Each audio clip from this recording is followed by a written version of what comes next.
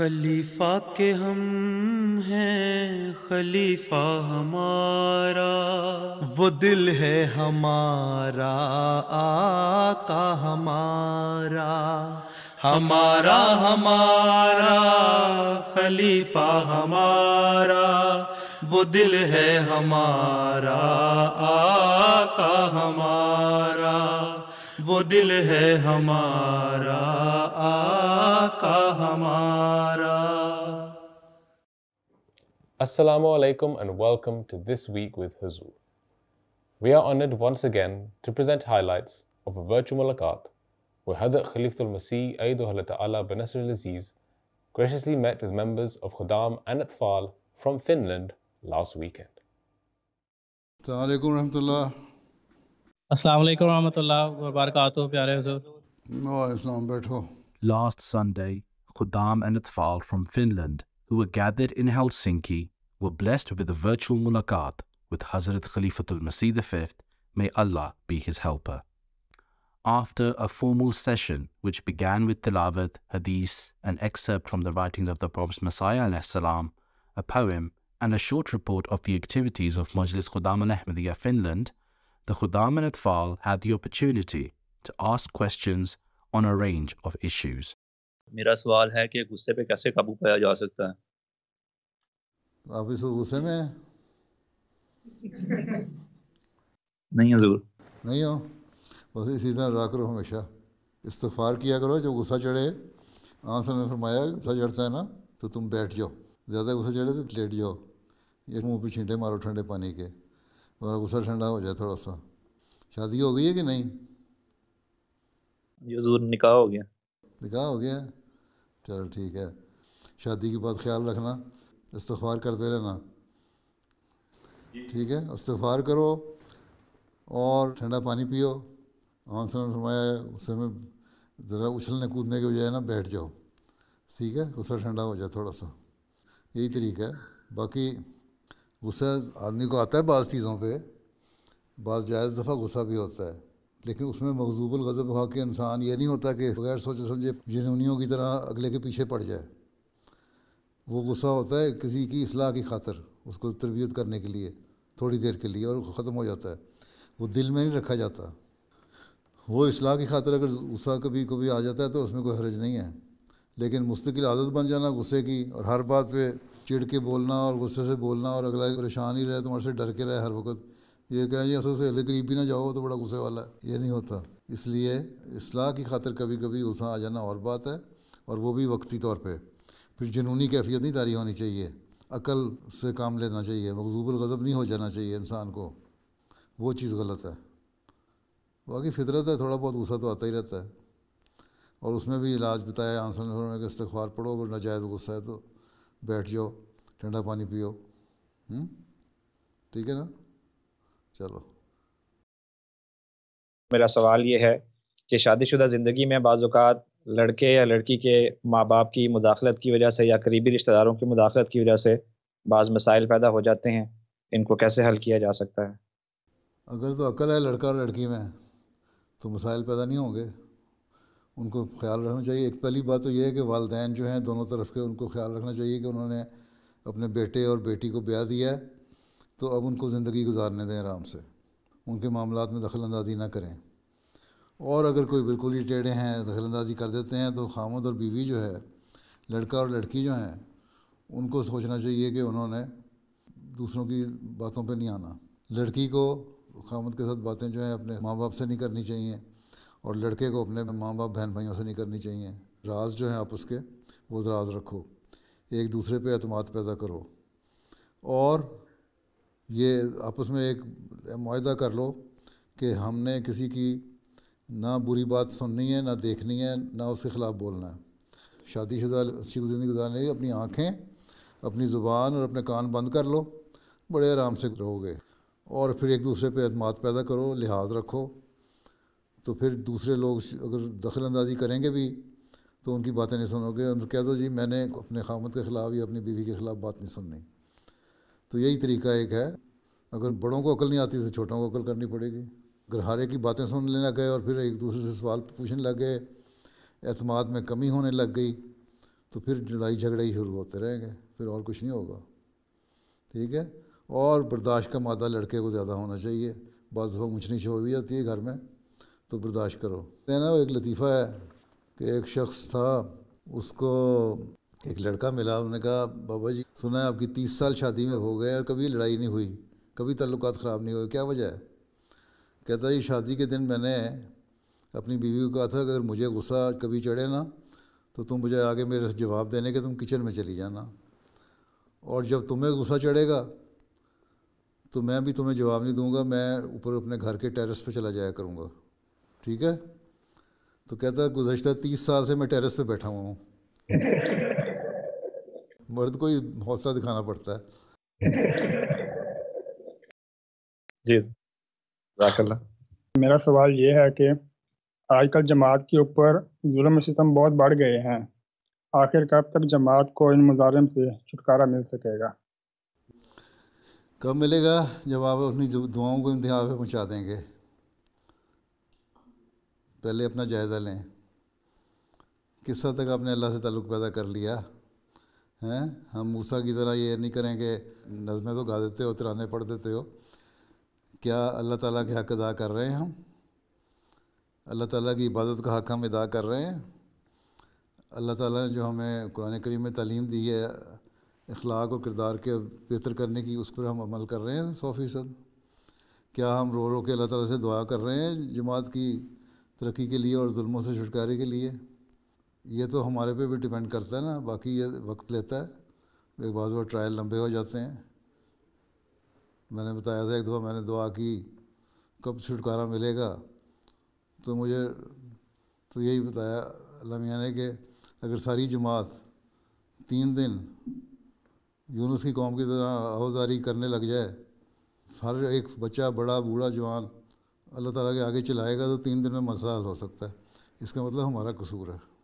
1-2 کی دعاؤں سے کام بھی نہیں ہونا. ہاں آہستہ آہستہ دعاؤں سے ہوگا، مسائل حل ہوتے ہیں. حضرت صلی اللہ علیہ وسلم کی دعائیں تھیں نا، اس کے باوجود مکے میں 13 سال سختیاں برداشت کرنی پڑیں، مدینے میں بھی فتنے اٹھتے رہے، اس کے بعد بھی فتنے اٹھتے رہے، اور آخر مسلمانوں کے ایمان اور دعاؤں کی وجہ سے پھر آہستہ آہستہ حالات ٹھیک ہو گئے. تو یہ تو ہم پہ ڈیپینڈ کرتا ہے کہ ہم کس حد تک اللہ تعالیٰ سے تعلق پیدا کرنے والے ہیں، کس حد تک دعائیں کرنے والے ہیں. باقی انشاءاللہ اگر یہ اللہ تعالیٰ کی تقدیر ہے کہ وقت معین ہے کہ اس وقت تک ہونا ہے تو اس وقت تک ہوگا، اور یہ انشاءاللہ ہے کہ ہوگا. لیٹ تو ہو سکتا ہے. موسیٰ کی قوم نے بھی انکار کر دیا تھا تو 40 سال تک اللہ تعالیٰ نے ان کو دھکے کھلائے نا. پھر ہم نے انکار تو نہیں کیا، ہمیں تو بہت نیک بھی لوگ ہیں، بہت دعائیں کرنے والے ہیں، بہت بزرگ قسم کے لوگ ہیں، ہر جماعت میں ہیں، ہر طرح کی قربانیاں کرنے والے ہیں. اب پچھلے دنوں میں دیکھو افریقہ میں لوگوں نے ایک مثال قائم کر دی قربانی کی. وہ قربانی ایسی ہے جو حقیقت میں سید عبداللطیف شہید کی قربانی کے نقش قدم پہ چلتے ہوئے ہے، کہ سامنے دیکھتے ہوئے انکار کیا جھوٹ کا اور حق پہ قائم رہے اور اپنی جان دے دی. اسی طرح 74 میں گجرانوالے میں بھی بعض واقعات ایسے ہوئے تھے جہاں لوگوں نے اس طرح قربانی دی تھی. اس کے بدلے میں اللہ تعالیٰ نے جماعت کو ترقی دی. پھر جب بھی ہمارے خلاف سختیاں ہوئی ہیں، جماعت ایک جگہ سے اگر دبائی جاتی ہے دوسری جگہ ترقیات مل رہی ہوتی ہیں. ٹھیک ہے، یا تو کہو نا جماعت پھیل نہیں رہی. آپ لوگ یہاں آ گئے، یہاں پاکستان سے بہتر حالت میں ہے نا. یہاں اگر آپ لوگ دین کے اوپر قائم رہیں اور آپ کی نسلیں دین پہ قائم رہیں تو مزید پھلیں پھولیں بڑھیں گے، اور ایک وقت آئے گا جب آپ پاکستان میں بھی آزادی سے جا سکیں گے، اور وہاں کے جو نام نہاد ملا اور اسلام کے علمبردار نام کے، وہ آپ لوگوں کے سامنے سرنگو ہوں گے. انشاءاللہ وہ وقت بھی آئے گا. تو یہ اللہ تعالیٰ بہتر جانتا ہے کتنا عرصہ لینا، لیکن ہمیں فرض ادا کرنا چاہیے جو ہمارا فرض بنتا ہے. باقی اللہ تعالیٰ انشاءاللہ تعالیٰ حالات بدلے گا. خاک سار کا نام ارسلان اعجاز ہے اور خاک سار اکاؤنٹنگ اور بک کیپنگ کا کام کرتا ہے. میرے کچھ کلائنٹس کھانے کا کاروبار کرتے ہیں جس میں شراب وغیرہ بھی سیل ہوتی ہے، اور بعض دفعہ ٹیکس بچانے کے لیے غلط بیانی سے بھی کام لیتے ہیں. کیا مجھے ایسے کلائنٹس کا کام کرنا چاہیے؟ جزاک اللہ. اول تو یہ ہے کہ ٹیکس بچانے کے لیے آپ کو کہتے ہیں کہ تم یہ انکم نہ ڈالو ہماری اور یہ نہ ڈالو، اور غلط انفارمیشن دیتے ہیں، تو ان کا کام نہیں کرنا چاہیے. آپ کا کام صاف ستھرا ہونا چاہیے. دوسرا یہ ہے کہ کام کرتے ہیں غیر حلال چیزوں کا، تو اس میں آپ براہ راست انوالو تو نہیں ہیں، ان کے اکاؤنٹ صرف دیکھ رہے ہیں، وہ اکاؤنٹس دیکھنے کی حد تک آپ کر سکتے ہیں، نہیں تو پھر تو بینکنگ کے نظام میں بھی سود کا نظام جو ہے وہ بھی حرام ہے، اور بہت ساری چیزیں ہیں اس میں۔ ایک پورا نظام جو ہے آج کل کا بگڑ گیا ہوا ہے، اس میں پھر بہت ساری مشکلیں پیش آ جائیں گی۔ سود بھی تو حرام ہے نا، اب ہم نے کوٹ ہی پہنا ہوا ہے، کپڑے پہنے ہوئے، اسی میں کئی بزنس میں کتنے سود انوالو ہوں گے۔ تو اکاؤنٹ کیپنگ کی حد تک تو ٹھیک ہے رکھنا، لیکن اگر آپ کو یہ پتہ لگ جائے کہ یہ غلط ہے اور مجھے آپ غلط گائیڈ کر رہا ہے ٹیکس بچانے کے لیے، انفارمیشن صحیح نہیں دے رہا، یا کہتا ہے کہ میرا یہاں سے ٹیکس بچاؤ کسی طرح، اگر قانون کے اندر رہتے ہوئے بعض آپ ٹیکس بچا سکتے ہیں اب تو ٹھیک ہے، لیکن جھوٹ بول کے اگر بچانے والی اسٹیٹمنٹ بنا کے دینی ہے اس کو، یا ریٹرن بنا کے دینے ہیں، تو وہ غلط ہے۔ ٹھیک ہے۔ میرا سوال ہے، بعض لوگوں نے گھروں میں کتے بلیاں وغیرہ رکھے ہوتے ہیں اور وہ ان کو پیار سے گود میں بھی بٹھاتے ہیں، کیا اس طرح کپڑے پاک رہتے ہیں اور ان کپڑوں میں نماز پڑھی جا سکتی ہے؟ بات یہ ہے کہ شوقیہ رکھنا تو کوئی چیز نہیں، کسی کام کے لیے کتے رکھنا میں کوئی حرج نہیں ہے۔ بلیاں تو گھروں میں پھرتی رہتی ہیں، وہ تو ہر جگہ پھر جاتی ہیں، لیکن گند وغیرہ کیونکہ وہ کرتی ہیں تو اس لیے ان کی ایک جگہ ہونی چاہیے، ان کو پتہ ہونا چاہیے باہر جا کے۔ ایسی تربیت لوگ دے دیتے ہیں، کتے بلیاں جو رکھتے ہیں ان کی جو اگر انہوں نے گند وغیرہ کرنا ہے تو جا کے باہر خانہ پیشاب کریں ایک جگہ پہ۔ اسی طرح کتے ہیں ان کے لیے گھروں کے اندر نہیں رکھنا چاہیے، باہر ایک جگہ بنا کے رکھیں جہاں سردیوں میں سردی سے بچت ہو اور وہاں وہ رہیں۔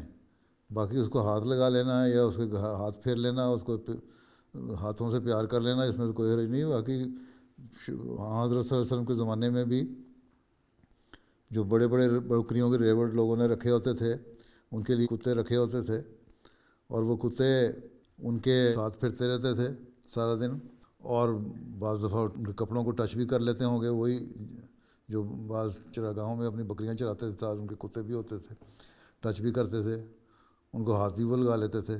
اس کے بعد مسجد میں آتے تھے، مدینہ میں آ کے وضو کرتے تھے اور نماز پڑھ لیتے تھے انہی کپڑوں میں ظہر عصر کی۔ اگر تو واضح طور پہ گند نہیں لگا ہوا تو صرف ٹچ کرنے سے گند نہیں ہو جاتا، اوپر سے اسکن تو صاف ہی ہوتی ہے عموماً، ٹھیک ہے۔ باقی یہ کتے بلیاں اگر رکھیں ان کو صاف بھی رکھنا۔ آج کل تو بڑا نظام ہے کتوں بلیوں کو نہلانے کے لیے، انہوں نے شیمپو بھی بنائے ہوئے تو نہلو بھی دیتے ہیں، لیکن گھروں کے اندر کیونکہ گند ہوتا ہے وہاں نہیں آنا چاہیے۔ بعض دفعہ تو ایسے بال جھڑتے ہیں ان کے تو ہور بھی آپ کو اکٹھا نہیں کر سکتا اس کو۔ بڑا لکھا تو ہوتا ہے ہوروں کے اشتہاروں پہ کہ یہ کیٹ اور ڈاگ کے اور پیٹس کے بالوں کو اکٹھا کر لے گا، لیکن اکٹھا کوئی نہیں کرتا، پھر بھی کچھ نہ کچھ گند رہ جاتا ہے، تو وہ اس سے علیحدہ بعض دفعہ الرجیاں بھی شروع ہو جاتی ہیں، بیماریاں بھی شروع ہو جاتی ہیں۔ اس لیے کوشش یہ کریں کہ باہر رکھیں۔ یہ لوگ تو کتوں کے منہ پہ پیار بھی کر لیتے ہیں، وہ چیزیں غلط ہیں۔ باقی ہاتھ لگا لینا یا اپنے ساتھ لگا لینا، یا ہاتھ لگا کے ٹانگ سے کسی نے کتے نے رگڑ کھا لی اور اس کو اپنے ساتھ لگا کے کسی نے ہاتھ مل لیا تو کوئی حرج نہیں ہے۔ شکار کے لیے پیرے کے لیے کتے رکھنے چاہیے، صرف شوقیہ پورا کرنے کے لیے بچنا چاہیے اس سے۔ اور بلیاں تو ہر ایک نے رکھی ہوتی ہیں، ہمارے ہاں پاکستان میں بھی بلیاں رکھی ہوتی ہیں لوگوں نے گھروں میں۔ میرا سوال ہے کہ ایک وقف نو کی حیثیت سے مجھے اسکول کی تعلیم کے ساتھ ساتھ اور کون سا ہنر سیکھنا چاہیے جو جماعت اور معاشرے کے کام آ سکے؟ جو بھی انسان بنے اس کو اللہ تعالیٰ سے ایک تعلق پیدا ہونا چاہیے، اس کی نمازوں کی اپنی حفاظت کرنی چاہیے، ٹھیک ہے، تاکہ اللہ کا حق ادا کر سکے۔ اس کے بعد اچھے اخلاق ہونے چاہیے، چاہے بندوں کے حق ادا کر سکے، ٹھیک ہے۔ اور یہی چیزیں ہیں جو تبلیغ میں بھی کام آتی ہیں، ٹھیک ہے۔ آپ عبادت کرنے والے ہوں گے تو اللہ تعالیٰ آپ کی مدد بھی کرے گا، لوگ بھی پہچانیں گے کہ شریف بندہ ہے۔ اچھے اخلاق ہوں گے آپ کے، اچھے اخلاق سے لوگ متاثر ہوں گے تو جو پیدا ہوگی کہ شریف آدمی ہے۔ اور یہ چیزیں ایسی ہیں جو پھر انسان کے لیے تبلیغ کے راستے کھولتے ہیں۔ باقی ہنر جو ہے ہر ایک کو اپنا اپنا شوق ہوتا ہے، کوئی نہ کوئی ہنر جو بھی ہو جو انسانیت کی بہتری کے لیے مناسب چیز ہے، خدمت کرنی آتی ہو، سخت جانی کی عادت ہو، ہارڈ ورکنگ کی عادت ہو، تو کوئی بھی کام انسان کر لیتا ہے۔ وہ ہیومینٹی فرسٹ کے ذریعے سے والنٹیئر جاتے ہیں، کوئی ٹیچر ہے اور دوسرے پیشوں کے لوگ ہیں وہ جا کے وہاں والنٹیئر کرتے ہیں، سامان اٹھاتے ہیں۔ اب ہنر تو انہوں نے کوئی نہیں سیکھا ہوتا، لیکن خدمت انسانیت ہی کر رہے ہوتے ہیں، اس کا فائدہ ہوتا ہے۔ اسی طرح اگر کوئی اور ہنر آتا ہو کسی کو اور وہاں کے لیے میسن ہے، کوئی کارپینٹر ہے، کوئی پلمبر ہے، اگر ان کو کوئی ہنر آتا ہے تو وہاں جو ری سیٹلمنٹ کے لیے، ری ہیبلیٹیٹ کرنے کے لیے جو ضرورت ہوتی ہیں چیزیں، وہ کام ان کے کر دیتے ہیں۔ تو یہ تو ہر ایک نوعیت پہ منحصر ہے کس جگہ کیا چیز کی ضرورت ہے، ٹھیک ہے۔ انسان کو ہر ایک کام کرنے کے لیے تیار رہنا چاہیے، جو بھی اس کو کام ملے، چھوٹی موٹی سدھ بدھ ہو اور کر لے، چاہے مزدوری کرنی پڑے خدمت کرنے کے لیے۔ باقی اپنا جو پیشہ ہے اس میں مہارت حاصل کرنی چاہیے، ٹھیک ہے۔ جزاک اللہ۔ حضرت مسیح موعود علیہ الصلوۃ والسلام نے نفس کی درمیانی حالت کے بارے میں ایک جگہ فرمایا ہے کہ اور لوامہ والے ایک گھڑی میں ولی اور ایک گھڑی میں شیطان ہو جاتے ہیں، ان کا ایک رنگ نہیں رہتا، کیونکہ ان کی لڑائی نفس کے ساتھ شروع ہوتی ہے، جس میں کبھی وہ غالب اور کبھی مغلوب ہوتے ہیں۔ تاہم یہ لوگ محل مداح میں ہوتے ہیں، کیونکہ ان سے نیکیاں بھی سرزد ہوتی ہیں اور خوف خدا بھی ان کے دل میں ہوتا ہے۔ حضور، سوال یہ ہے کہ اس حالت سے نفس مطمئنہ تک کا سفر اختیار کرنے کے لیے کیا کیا جائے؟ یہاں بیٹھے نہ رہو، جو لڑائی ہو رہی ہے تو کوشش یہ کرو کہ شیطان سے لڑائی زیادہ ہو اور نیکی کی طرف عمل زیادہ ہو۔ اللہ تعالیٰ سے مدد مانگو نفس لوامہ سے مطمئنہ میں جانے کے لیے۔ جو لڑائی ہے اس میں کوشش یہ ہو کہ لڑائیوں میں زیادہ تر غالب آنے کی کوشش کرو، اور شیطان کو ایک وقت آئے جو پیچھے دھتکار دو۔ جب آ جائے تو پھر اللہ تعالیٰ سے مدد بھی مانگو ساتھ۔ اللہ کی مدد کے بغیر تو نہیں ہو سکتا، انسان اپنی کوشش سے کچھ نہیں کر سکتا، اس کے لیے دعاؤں کی ضرورت ہے۔ اس لیے مستقل مزاجی سے اگر دعاؤں کی طرف لگے رہو گے تو شیطان کا حملہ کم ہوتا جائے گا، اور حملہ کم ہوتے ہوتے ایک وقت آئے گا جو بالکل ہی شیطان زیر ہو جائے گا، اور پھر اللہ تعالیٰ کی طرف قدم بڑھنے لگ جائیں گے۔ پھر انسان وہی کام کرے گا جو خدا اور اس کا رسول چاہتے ہیں۔ تو وہ ان میں پھر من النبیین و صدیقین و شہداء و صالحین کی حالت میں آ جائے گا، اور وہیں سے پھر مطمئنہ بھی شروع ہو جاتا ہے۔ یہ تو آپ کی لڑائی ہے۔ کتنی دفعہ کشتی کے مقابلے میں بیسٹ آف 5 یا بیسٹ آف 3 کہتے ہیں جو گیمیں ہوتی ہیں، اس میں کون سی گیمیں 2 میں آپ جیتے اور 1 میں شیطان جیت گیا، یا 2 میں شیطان جیت گیا 1 میں آپ جیت گیا، یہ تو پھر برابر برابر کا معاملہ ہو جائے گا نا۔ کوشش یہ کرو جیتے رہو 2-1 سے، اور پھر ایسا ایسا اگلے اسٹیپ پہ چلے جاؤ گے۔ یہ دنیا کی جو کیٹیگریز بنی ہوئی ہیں ان کو دیکھو، اسی حساب سے یہاں بھی کیٹیگریز بنی ہوئی ہیں، جی حضرت، ٹھیک ہے نا۔ جب کسی شخص کو جماعتی عہدے کے لیے چنا جاتا ہے اور اس کو معلوم ہو کہ وہ کسی مجبوری کی وجہ سے اپنی ذمہ داری کو صحیح طرح ادا نہیں کر سکتا، اور جس کی وجہ سے جماعتی کاموں میں حرج پیدا ہوتا ہے، اور اس کے برعکس وہ انکار کرنے سے بھی ڈرتا ہے، تو اس صورت میں اس کو کیا کرنا چاہیے؟ اگر تو بہت مجبوری ہے تو پھر معذرت کرنے میں کوئی حرج نہیں ہے، ٹھیک ہے۔ اور اگر کوئی مجبوری نہیں ہے، صرف نفس کا دھوکہ ہی ہے، تو پھر اللہ تعالیٰ سے دعا کرنی چاہیے اللہ تعالیٰ مجھے توفیق دے کہ میں کام سر انجام دے سکوں۔ اگر صرف یہی خوف و خطرہ ہے کہ میں بیوی بچوں کا حق ادا نہیں کر سک رہا، تو پھر بھی نفس کے دھوکے ہوتے ہیں، کیونکہ بیوی بچوں کا حق ادا کرتے ہیں لوگ، اور جماعت کی خدمت کا بھی حق ادا کرتے ہیں۔ تو بیوی کو یہ ریئلائز کرا دو کہ ہاں جی دین کی خدمت میں بھی ایک ثواب ہے، تو پھر وہ سمجھ جائے گی اور تعاون کرے گی۔ تو بیویوں کو بھی تعاون کرنا چاہیے، بچوں کو اور ان کا حق دینا چاہیے۔ باقی یہ ہے کہ سستی کی وجہ سے اگر حق ادا نہیں کر رہے تو وہ سستی کو دور کریں، اور اللہ تعالیٰ سے دعا کریں اللہ تعالیٰ آپ کی سستی کو دور کرے۔ جو بھی مسائل ہیں ان کو حل کرنے کے لیے اللہ تعالیٰ سے دعا کریں کہ اللہ تعالیٰ ان مسائل کو حل کر دے اور آپ کو خدمت کی توفیق دے۔ اور اگر ان سب چیزوں کے باوجود بعض طباعیں ایسی ہوتی ہیں جو پھر بھی پریشان حال ہی رہتی ہیں، وہ یہ ہو جائے گا تو کیا ہو جائے گا، تو پھر ٹھیک ہے معذرت کر دیں، اور کیا ہو سکتا ہے۔ وہ توکل کرو کہ اللہ تعالیٰ پہ خدمت کرنی ہے تو ہم نہیں کرنی ہے، اور کس نے کرنی ہے؟ کوئی باہر سے تو نہیں بلانا ہمیں جماعت احمدیہ کی خدمت کرو، آپ نہیں کرنی ہے نا، تو بس پھر قربانی تو کرنی پڑے گی۔ ان کی تو خدمت یہی ہے کہ کل ایک بیچارے بندے کو الزام لگا کے جس نے توہین قرآن کی ہے، ننگا کر کے لوگوں پہ کھینچا سڑکوں پہ، اس کے بعد زندہ جلا دیا اس کو پولیس تھانے سے نکال کے۔ تو یہ تو ان کے کام ہیں، ہم نے اگر ان سے مدد لینی شروع کرتی تو پھر تو یہی ہوگا پھر ہمارا حال بھی۔ اس لیے عاجز بن کے خدمت کرو، اور اپنے گھر میں تربیت ایسی کریں آپ لوگ کہ بیوی بچوں کو بھی یہ ریئلائز ہو جائے کہ ہاں خدمت دین میں فضل الہی ہے، اس کے بدلے میں کبھی طالب انعام نہ ہو، ٹھیک ہے، اور نہ پریشان ہو۔ بہت ہی جذباتی کیفیت ہوتی ہے تو مجھے خط لکھ دیا کریں، پھر میں آپ کو بتا دوں گا کروں گا اس حال میں کیا کرنا ہے، ٹھیک ہے؟ اچھا جی، السلام علیکم، اللہ حافظ۔ السلام علیکم ورحمۃ اللہ وبرکاتہ۔ Those were highlights from a virtual mulaqat that took place last weekend. We now end with our final segment, the Friday Sermon Summary. In today's Friday sermon, Hazur, may Allah be his helper, spoke regarding Hazrat Muslim Maud Razila Ta'ala Anhu. Hazur, may Allah be his helper, mentioned Hazrat Muslim Maud Razila Ta'ala Anhu's great work in regards to the explanatory translation of the Holy Quran in the form of Tafsir Saghir. حضرت مسلم ماؤد رضی اللہ عنہ کو اپنی عمر کے آخری دور میں سب سے بڑی خواہش تھی کہ آپ کی زندگی میں آپ کے ذریعے پورے قرآن کریم کا ایک معیاری اور بامحاورہ اردو ترجمہ مختصر مگر جامع نوٹوں کے شائع ہو جائے۔ سفر یورپ 1955 سے واپسی کے بعد اگرچہ حضور کی طبیعت اکثر ناساز رہتی تھی، مگر اللہ تعالیٰ نے اپنے خلیفہ موعود کی روح القدس سے ایسی زبردست تائید فرمائی کہ آپ نے جون 1956 میں گرمیوں میں مری کے پہاڑوں پر گئے، وہاں ترجمہ قرآن املا کرانا شروع کیا، جو خدا کے فضل سے 25 اگست 1956 کی عصر تک مکمل ہو گیا۔